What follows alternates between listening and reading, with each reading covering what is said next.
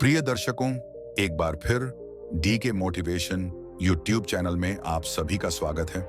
आज का प्रसंग बड़ा ही ज्ञानवर्धक और बड़ा ही मोटिवेशनल है। अगर आप हमारे चैनल पर नए हैं तो चैनल को सब्सक्राइब करें, वीडियो को लाइक करें।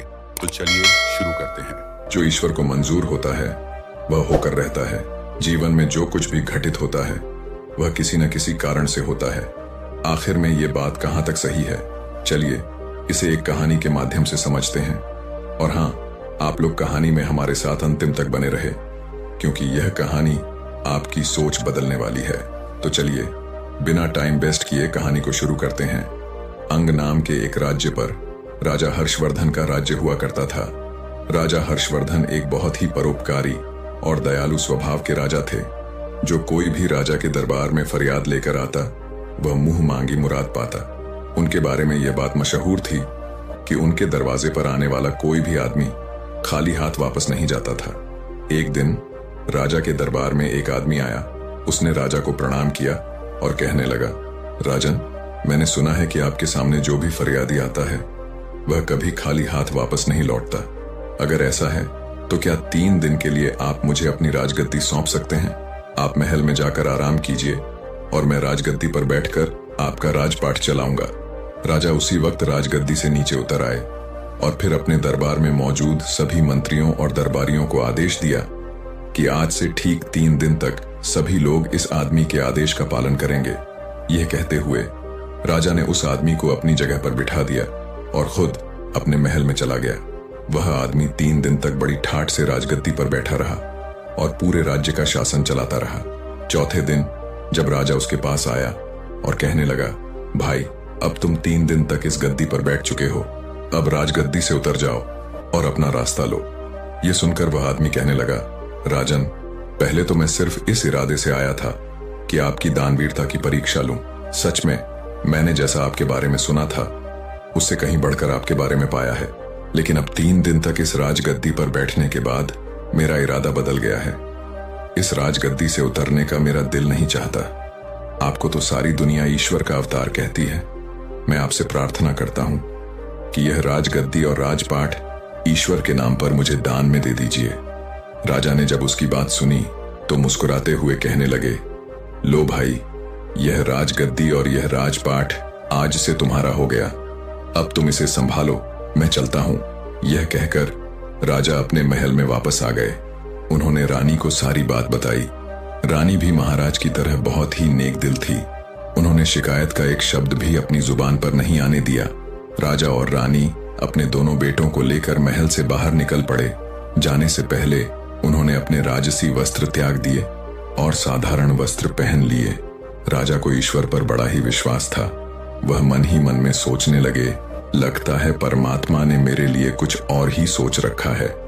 राजा अपनी पत्नी और दोनों बेटों को लेकर सफर पर रवाना हो गए। राजा सोचने लगा, कल तक मेरी सवारी के लिए सैकड़ों हाथी और घोड़े मौजूद थे, आज पैदल चलना पड़ रहा है। कल तक हजारों नौकर चाकर मेरे सामने खड़े रहते थे और आज कोई हालचाल पूछने वाला भी नहीं है। लेकिन राजा ने ऐसी हालत में भी शिकायत का एक शब्द अपनी जुबान पर नहीं लाया। पैदल सफर करते करते वह कभी 2 कोस चलते तो कभी 4 कोस, कभी कुछ खाने को मिल जाता तो कभी भूखे ही रहना पड़ता, मगर इस पर भी उसने परमात्मा पर पूरा भरोसा रखा और हमेशा परमात्मा का धन्यवाद करता रहा। कुछ दिनों तक इसी तरह पैदल सफर करने के बाद वे एक नगर में पहुंचे और एक आवास गृह में जाकर ठहर गए। उस नगर के बाहर एक सौदागर का काफिला आकर रुका था। सौदागर अपने घोड़े पर सवार होकर नगर की सैर करता हुआ उस आवास गृह की तरफ आ निकला जिसमें राजा और उसका परिवार ठहरा हुआ था। सौदागर की नजर जब रानी पर पड़ी तो उसे देखते ही उसने समझ लिया कि यह औरत किसी ऊंचे खानदान की है। वह मन ही मन रानी पर मोहित हो चुका था और उसने इरादा किया कि क्यों ना इस औरत से मैं विवाह कर लूं। मन में कुछ सोचकर वह राजा के पास गया। सौदागर राजा से कहने लगा, हुजूर, मैं एक व्यापारी हूं। मेरा काफिला नगर के बाहर ठहरा हुआ है। मेरी पत्नी को बच्चा होने वाला है और इस समय कोई ऐसा नहीं है जो उसकी देखभाल कर सके। मुझे आप एक बहुत ही नेक दिल और दयालु इंसान मालूम पड़ते हैं। क्या आप अपनी पत्नी को एक दिन के लिए मेरे साथ भेज सकते हैं? शायद उनकी वजह से मेरी पत्नी की तकलीफ कुछ कम हो सके, वरना मुझे तो लगता है कि वह जिंदा नहीं रह पाएगी। राजा और रानी सौदागर की बातें सुनकर कुछ घबरा गए। आखिर नेक दिल राजा ने रानी से कहा, अगर इस गरीबी की हालत में भी हम किसी के काम आ सके तो यह हमारे लिए खुशकिस्मती की बात है। तुम देर न करो और ईश्वर जाने इसकी पत्नी किस हालत में होगी। रानी ने अपनी जुबान से इनकार का एक शब्द तक नहीं कहा और उसी वक्त सौदागर के साथ जाने के लिए तैयार हो गई। आवास गृह से बाहर आकर सौदागर कहने लगा, मेरा काफिला शहर से काफी दूर है और मुझे यहाँ पर आए हुए काफी देर हो चुकी है। आप ऐसा कीजिए, मेरे साथ मेरे घोड़े पर बैठ जाइए ताकि हम जितनी जल्दी हो सके काफिले तक पहुंच जाएं। रानी बेचारी उस सौदागर की चालबाजी को नहीं समझ सकी और उसके साथ घोड़े पर सवार हो गई। सौदागर घोड़े पर सवार रानी को लेकर अपने काफिले पर पहुंचा। उसने अपने काफिले को कूच करने का आदेश दिया। अपना घोड़ा उसने एक तरफ भगाया और रानी को ले चला। यह सब देखकर रानी को सौदागर की चालबाजी का पता चला। रानी ने बहुत शोर मचाया, बहुत तड़पी, चीखी, चिल्लाई, मगर सौदागर को उस पर बिल्कुल भी दया नहीं आई। वह उसे घोड़े पर बिठाकर कहीं का कहीं ले गया। दूसरी तरफ आवास गृह में इंतजार करता हुआ राजा सोचने लगा कि उसकी पत्नी अब तक क्यों नहीं आई। उसने सोचा, क्यों ना खुद चलकर देखा जाए कि आखिर माजरा क्या है। वह अपने दोनों लड़कों को साथ लेकर आवास गृह से निकला और शहर से बाहर आ पहुंचा। उसने सौदागर के काफिले को ढूंढने की बहुत कोशिश की, लेकिन काफिले का कहीं पता नहीं चला। तभी उसे उत्तर दिशा में धूल उड़ती हुई दिखाई दी। राजा ने अनुमान लगाया कि जरूर वह आदमी उसकी रानी को लेकर उसी तरफ गया है। राजा भी अपने दोनों लड़कों को लेकर उस दिशा की तरफ चल दिया जिस तरफ काफिला गया था। थोड़ी दूर चलने के बाद राजा रास्ता भटक गया और कहीं दूसरी जगह जा निकला जहां उसके सामने एक नदी बह रही थी। राजा ने इधर उधर देखा कि शायद नदी पार करने के लिए कोई नाव मौजूद हो, लेकिन वहां पर कोई नाव नहीं थी।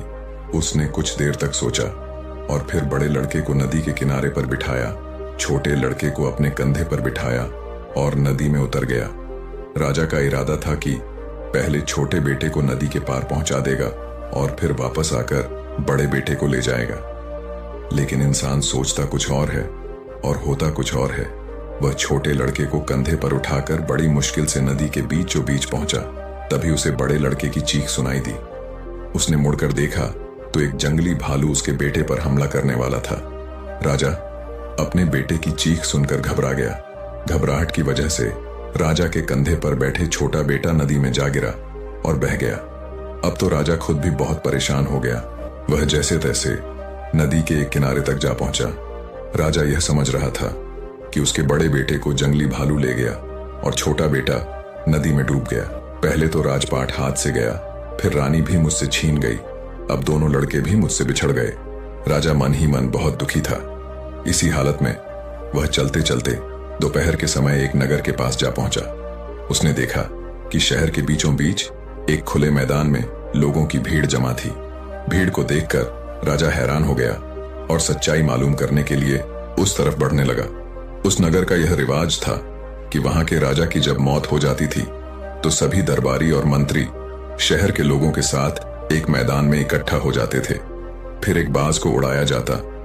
यह बाज जिसके भी सिर पर बैठ जाता उसी को राजा मान लिया जाता था और राजगद्दी भी सौंप दी जाती थी और इसी कारण से वहां पर लोगों की भीड़ जमा थी। बाज छोड़ा जा चुका था मगर अभी तक वह किसी के सिर पर नहीं बैठा था। किस्मत शायद उसी राजा का इंतजार कर रही थी। जैसे ही राजा वहां पर पहुंचा, बाज जाकर उसके सिर पर बैठ गया। बाज का उसके सिर पर बैठना था कि तुरंत सभी दरबारी हाथ जोड़कर उसके सामने आ खड़े हो गए और उसे अपना राजा मान लिया। वे सभी उससे प्रार्थना करने लगे, चलिए महाराज, अब आप ही इस देश के राजा हैं, चलकर अपनी गद्दी संभालिए। लेकिन राजा ने कहा, अरे भाई, मैं तो खुद राजपाट छोड़कर आया हूं। अपना राजपाट छोड़कर ही मैंने यह फकीरी हासिल की है। अब मुझे किसी भी तरह के राजपाट की कोई इच्छा नहीं है। राजा का ऐसा कहना था कि दरबारी समझ गए कि हमें इससे अधिक अच्छा राजा नहीं मिल सकता। वे सभी जिद करने लगे, आप ही हमारे राजा हैं। राजा के बार बार मना करने पर भी लोगों ने उसे अपना राजा बनाकर ही दम लिया। उसे राजा के कपड़े पहनाए गए, सर पर मुकुट रखा गया और महल में ले जाकर उसे राजगद्दी पर बिठाया गया। इसके बाद कई दिनों तक उस नगर में नए राजा के चुने जाने की खुशी में उत्सव मनाया गया। राजा ने भी मन ही मन इस राज्य को ईश्वर का पुरस्कार समझा और उस राज्य का राज्यपाठ चलाने लगा। मगर दिल ही दिल में राजा दुखी रहता था। जब भी उसे अपनी पत्नी और अपने बेटों की याद आती तो उसकी आंखें नम हो जाती। अब जरा उन बेटों का भी हाल सुनिए। जिस लड़के को जंगली भालू उठाकर ले गया था, उसे रास्ते में ही एक शिकारी की नजर पड़ी। उसने अपना तीर कमान पर चढ़ाया और निशाना सीधा भालू पर लगाया। भालू वहीं पर ढेर हो गया और लड़के की जान बच गई। जो लड़का नदी में डूब गया था, उसे एक मछुआरे ने बचा लिया। ये दोनों ही आदमी की औलाद नहीं थे और उन्होंने इन दोनों लड़कों को अपनी औलाद समझकर इनका पालन पोषण किया। ये दोनों ही आदमी उसी नगर के रहने वाले थे जहां इन लोगों का पिता राजा बन चुका था। दोनों ही लड़के अपने अपने घर में बड़े हुए और वहां के राजा की सेना में वे भर्ती हो गए। भाग्य का खेल ऐसा हुआ कि उन दोनों को राजा का अंगरक्षक बना दिया गया। समय बीतने की वजह से दोनों लड़कों की शक्ल सूरत अब बिल्कुल बदल चुकी थी। ना तो राजा उन्हें पहचान सका कि ये उसी के बेटे हैं और ना ही उन लड़कों को समझ में आया कि राजगद्दी पर जो इंसान बैठा है वही उनका पिता है। बल्कि उन दोनों को तो यह भी एहसास नहीं हुआ कि वे दोनों सगे भाई हैं। यह भी कुदरत का ही खेल था कि वे इकट्ठे होकर भी अलग अलग ही थे। अब वे दोनों लड़के अंगरक्षक के रूप में हमेशा राजा के साथ ही रहते थे। राजा जब उनसे बातें करता तो उसे बहुत ही अच्छा महसूस होता। उन दोनों लड़कों से बातें करके राजा के मन को बहुत ही सुकून मिलता। दरअसल ये हुआ कि वह धोखेबाज सौदागर जो रानी को उठाकर ले गया था, इसी नगर में आ गया। इस दौरान सौदागर ने लाख कोशिश की कि रानी उससे शादी कर ले, मगर वह नेक औरत किसी भी तरह से शादी के लिए राजी नहीं हुई। सौदागर उसे एक अलग कक्ष में रखता था और उसकी कड़ी निगरानी की जाती थी। इस सौदागर का यहाँ के पहले राजा के दरबार में अक्सर आना जाना रहता था। सारे दरबारी और मंत्री इस सौदागर को अच्छी तरह से पहचानते थे। जब सौदागर को पता लगा कि पुराने राजा की मौत हो चुकी है तो उसे बहुत दुख हुआ, लेकिन मंत्रियों ने उसे बताया कि नया राजा पहले से भी ज्यादा नेक दिल और न्यायप्रिय है। यह सुनकर सौदागर ने मंत्री के हाथ राजा के लिए कुछ तोहफे भिजवा दिए और फिर खुद भी राजा से मिलने के लिए पहुंच गया। दरअसल बात यह था कि राजा ने उसे नहीं पहचाना कि यह वही धोखेबाज आदमी है जो उसकी रानी को ले भागा था। सौदागर भी यह न समझ सका कि यह राजा भी वही आदमी है जिसे उसने धोखा दिया था। राजा ने सौदागर की बहुत ही मेहमान नवाजी की। सौदागर कई देशों की यात्रा कर चुका था। राजा सौदागर से उन देशों के बारे में पूछता और सौदागर उसे अपने सफर के किस्से सुनाता। एक दिन की बात है जब सौदागर और राजा काफी देर तक बातें कर रहे थे। शाम ढल चुकी थी। तब राजा ने सौदागर से कहा, दोस्त, आज की शाम तुम यहीं पर रुक जाओ, मुझे व्यापार के मामले में तुमसे कुछ जरूरी बातें करनी है। सौदागर उस रात महल में रह तो गया, लेकिन वह कुछ परेशान सा नजर आ रहा था। राजा ने सौदागर से परेशानी का कारण पूछा तो सौदागर कहने लगा, हुजूर, दरअसल बात यह है कि मेरी पत्नी पागल हो गई है। उसकी देखभाल मुझे खुद करनी पड़ती है। मुझे हर समय यह डर लगा रहता है कि कहीं पागलपन की वजह से वह कहीं भाग ना निकले और किसी मुसीबत में न फंस जाए। इस पर राजा ने कहा, तुम आज महल में ही रहो और अपनी पत्नी की चिंता मत करो, उसकी देखभाल का बंदोबस्त हम कर देंगे। राजा ने यह कहकर अपने दोनों अंगरक्षकों यानी उन दोनों लड़कों को सौदागर के काफिले में जाकर उस औरत का पहरा देने का आदेश दिया जिसमें सौदागर की पत्नी यानी रानी को रखा गया था। दोनों लड़कों ने आदेश पाकर उसी वक्त जाकर घर के बाहर पहरा देना शुरू कर दिया। जिस घर में वह औरत कैद थी, रात जब आधी से ज्यादा गुजर चुकी थी तो छोटे लड़के को नींद आने लगी। इस पर बड़े लड़के ने कहा, देखो भाई, इस समय नींद का आना ठीक नहीं है। कहीं ऐसा ना हो कि हम दोनों की गलती के कारण यह औरत यहां से निकलकर भाग जाए। इस पर छोटे लड़के ने कहा, तो फिर भाई ऐसा करो कि कोई ऐसी कहानी सुनाओ जिसे सुनकर नींद उड़ जाए। यह सुनकर बड़े भाई ने जवाब दिया, मैं तुम्हें अपनी ही कहानी सुना देता हूं। अगर गौर से सुनोगे तो नींद तो क्या, तुम्हारी भूख प्यास तक उड़ जाएगी। ये कहने के बाद उसने कहानी सुनाना शुरू की। अरे भाई, मैं एक राजा का बेटा हूं। मेरे पिता की न्यायप्रियता और दयालुता की दूर दूर तक चर्चा थी। लोग उन्हें ईश्वर का अवतार मानते थे। उन्होंने अपना राजपाट ईश्वर के नाम पर एक आदमी को दान में दे दिया। और फिर मेरी माँ और मेरे भाई को साथ लेकर सफर पर रवाना हो गए। रास्ते में एक सौदागर ने धोखा देकर मेरी माँ को भगा कर ले गया। हम दोनों भाई अपने पिता के साथ ही थे। आगे चलकर हमें एक नदी मिली जहां पर कोई नाव नहीं थी। मेरे पिता ने मुझे किनारे पर बिठाया और छोटे भाई को कंधे पर बिठाकर नदी के पार ले चले। अभी वह नदी के बीचों बीच ही पहुंचे थे कि मुझे एक जंगली भालू ने पकड़ लिया। मेरे चीखने चिल्लाने से मेरे पिता घबरा गए और छोटा भाई उनके कंधे से उचककर नदी में जा गिरा। इसके बाद उनका क्या हुआ मुझे कुछ मालूम नहीं, लेकिन जब वह जंगली भालू मुझे पकड़कर ले जा रहा था तभी मुझे एक शिकारी ने उस भालू से छुड़वा लिया। फिर मेरी किस्मत मुझे इस राजा तक ले आई।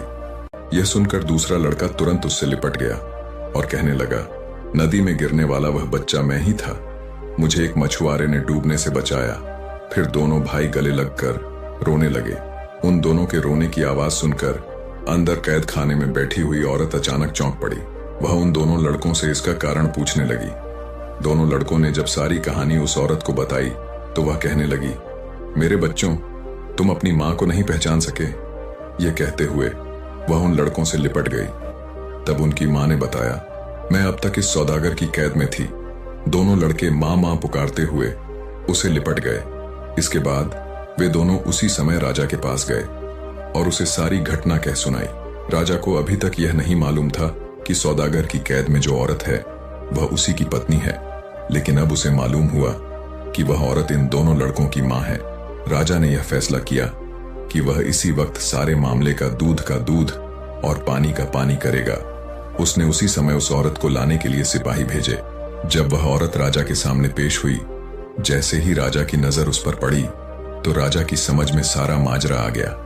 राजा की पत्नी भी अपने पति को देख पहचान गई और उसके कदमों में गिर गई। दोनों भाई भी अपने पिता को पहचान चुके थे और पिताजी पिताजी कहते हुए राजा से लिपट गए। सौदागर ने जब यह देखा कि उसकी पोल अब खुल चुकी है तो वह वहां से भागने लगा, मगर राजा के सिपाहियों ने उसे यह मौका नहीं दिया। उसे गिरफ्तार करके कारागार में डाल दिया गया। अगले दिन राजा ने उस सौदागर का सारा माल जब्त किया और उसे मृत्यु दंड दे दिया गया। अब जरा उस आदमी का हाल भी सुनिए जिसने राजा से राजपाट दान में हासिल किया था। राजपाट मिलने के बाद वह बहुत ही मनचला और निर्दयी हो गया था। अपने खजाने को भरने के लिए उसने प्रजा पर कई तरह के कर लगा दिए। बेचारी गरीब प्रजा उसके जुल्म से परेशान हो गई। यहां तक कि मंत्री और दरबारी भी इस राजा से परेशान हो चुके थे। वे सभी इसी चिंता में रहते थे कि किसी तरह से वह अपने असली राजा का पता लगा पाए ताकि इस अत्याचारी राजा को हटाकर एक बार फिर से उसे राजा बना दें। जब यह खबर उस राज्य तक पहुंची कि उनका राजा एक नए राज्य का राजा बन चुका है तो एक मंत्री ने उस अत्याचारी राजा को जहर देकर मार डाला। इस तरह से उस अत्याचारी राजा का अंत हो गया और वह मंत्री राजा के पास आया। सभी दरबारियों की तरफ से उसने प्रार्थना की कि वह फिर से अपने पुराने राज्य का राजपाट संभाल ले। राजा के मन में भी अपने पुराने राज्य के लिए प्रेम जाग गया और वह अपने मंत्री के साथ उस राज्य में आया। इसके बाद वर्ष के 6 महीने वह अपने पुराने राज्य में रहता और फिर वर्ष के अगले 6 महीने वह अपने नए राज्य में रहता। इस तरह से वह दोनों राज्यों की बागडोर संभालता था। कुछ ही वर्षों के बाद जब राजा के दोनों पुत्र राजपाट संभालने के योग्य हुए तो राजा ने उन दोनों को एक एक राज्य का राजा बना दिया। इस प्रकार से राजा और उसका परिवार अब खुशी खुशी जीवन जीने लगे। दोस्तों, कहते हैं कि ईश्वर को जो मंजूर होता है वह होकर ही रहता है। जब हम अपनी राहों में आने वाली मुश्किलों को समझते हैं तो हम जान पाते हैं कि हर बाधा हमें एक नई दिशा देती है। कभी भी अपने प्रयासों से पीछे मत हटो, क्योंकि ईश्वर का विश्वास हमेशा हमारे साथ होता है। अगर हम ईश्वर की इच्छाओं के अनुसार चलते हैं तो हमारे सपने साकार होते हैं। संघर्ष से ही सफलता की ओर रास्ता खुलता है और यही जीवन का असल सच है।